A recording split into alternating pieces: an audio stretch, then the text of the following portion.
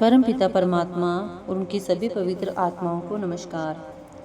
संत वे असली दोस्त हैं जो मौत के बाद भी हमारा साथ नहीं छोड़ते, बल्कि हमें यमदूतों के पंजों से भी छुड़ाते हैं। ऐसे संत दुर्लभ हैं, लेकिन वे संसार में हमेशा मौजूद रहते हैं। वे हर एक युग में सच्चे जिज्ञासुओं को शब्द या नाम का रास्ता बताने के लिए आते हैं। यह नहीं कि पूर्ण महात्मा किसी खास समय या काल में ही आते हैं, या वे किसी खास जाति या खास देश से बंधे हुए होते हैं। हर एक युग में महात्मा होते आए हैं और वे किसी भी जाति, धर्म, देश में आ सकते हैं। दुनिया में एक समय में एक से अधिक महात्मा भी हो सकते हैं। ऐसे महात्मा दुनिया में समाज पर बोझ बनकर नहीं आते, बल्कि अपनी मेहनत की कमाई करके संगत की मुफ्त सेवा करते हैं। गुरु नानक साहिब ने खुद अपने हाथों से खेती की, अपने बाल बच्चों की परवरिश की और साथ संगत की मुफ्त सेवा की।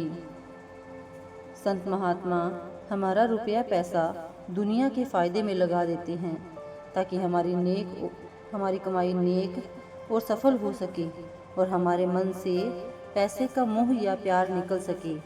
लेकिन अपने लिए कभी किसी के आगे हाथ नहीं फैलाते।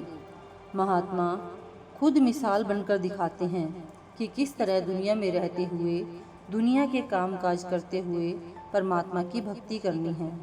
वह यह नहीं कहते कि घर बार छोड़कर जंगलों पहाड़ों की ओर चले जाओ और संन्यास आदि धारण कर लो। जंगलों पहाड़ों में जाकर हमारे अंदर परमात्मा से मिलने का कोई ज़्यादा शौक और प्यार पैदा नहीं हो जाता, क्योंकि वही इच्छाएं, वही तृष्णाएं हमारे अंदर वहाँ भी दबी रह जाती हैं। जिस समय फिर दुनिया का सामना करना पड़ता है, तो वही इच्छाएं हमें उंगलियों पर नचाना शुरू कर देती हैं, बल्कि हमारी हालत साधारण मनुष्यों से भी बुरी और बदतर हो जाती है। महात्मा समझाते हैं कि दुनिया में हमें सूरमा और बहादुर बनकर रहना है। दुनिया में रहते हुए भी दुनिया की गंदगी में नहीं फंसना है। गुरु नानक साहिब समझाते हैं कि जिस तरह कमल का फूल पानी में पैदा होता है, लेकिन हमेशा पानी से बाहर रहता है, हालांकि उसकी नाल और जड़ पानी के अंदर होती है। जिस तरह मुर्गा भी पानी के अंदर रहते हुए भी सूखे परों से उड़ जाती है, इसी तरह हमें भी दुनिया में रहते हुए अंदर अपनी सूरत को शब्द के साथ जोड़कर भवसागर से पार होना है।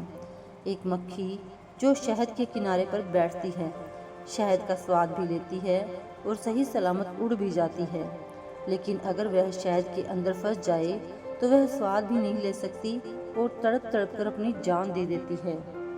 दुनिया में हमें इस प्रकार रहना है जिस प्रकार एक विवाहित लड़की अपने माता पिता के पास रहती है। वह माता पिता की सेवा भी करती है और घर का कामकाज भी करती है, लेकिन माता पिता के घर रहते हुए भी वह अपने पति को कभी नहीं भूलती। उसका मन सदा अपने पति के चरणों में लगा रहता है। इसी प्रकार हमें भी दुनिया में रहते हुए दुनिया के लेन देन का हिसाब खत्म करते हुए अपनी लीव उस परमात्मा की भक्ति और प्यार में लगाए रखनी है। इसलिए संत महात्मा हमें यही उपदेश देते हैं कि अपने घर बार में रहते हुए हक हलाल की कमाई करते हुए परमात्मा की भक्ति करो। परमात्मा ने अपने मिलने के लिए एक कुदरती कानून बनाया है कि सच्चे शब्द या नाम की कमाई के बगैर हम कभी मुक्ति प्राप्त नहीं कर सकते, और सतगुरु के बिना हमें नाम की कमाई करने के तरीके और साधन का पता नहीं चलता। हजरत ईसा भी इस ओर इशारा करते हैं, मैं तुझसे सच कहता हूँ, जब तक मनुष्य दोबारा जन्म नहीं लेता वह खुदा की बादशाहत नहीं देख सकता। नया जन्म लेने से मतलब उस नाम या शब्द से जुड़ना है, जिसे पाकर इस नाशवान संसार से हमारा संबंध टूट जाता है और हम अपने परमपिता परमात्मा के घर जाने के काबिल बन जाते हैं। वह परमात्मा खुद मुख्तियार है, स्वाधीन है, जो चाहे अपने मिलने का तरीका बना सकता है। इसमें किसी का कोई दखल नहीं। जो भक्ति उस परमात्मा को मंजूर है वह शब्द या नाम की कमाई है। Thank you.